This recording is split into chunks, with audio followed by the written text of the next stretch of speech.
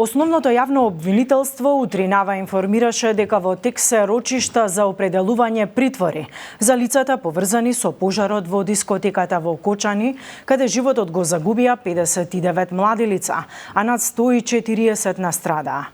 Поранешниот министер за економија Кришник Бектеши синоќа беше повикан на информативен разговор. Според извори од истрагата, поранешниот министер за економија е обезбеден во врска со издавањето на лиценцата за работа на дискотеката во Кочани како кабаре. Пред полициската станица во Карпош е Јорданчо Цветановски. Јорданчо, повели со информациите. Дали се уште Бектеши е во полициската станица?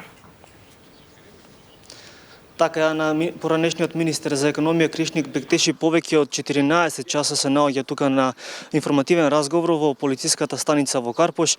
Како што знаеме, тој од синоќа од околу 18-19 часот е повикан на информативен разговор, а како што информираше премиерот Христијан Мицкоски, државната секретарка која работела во Министерството за економија, додека тој бил главен шеф на тоа ресорно министерство, ставила подпис на фалсификуваната лиценца за дискотеката која изгоре во Кочани.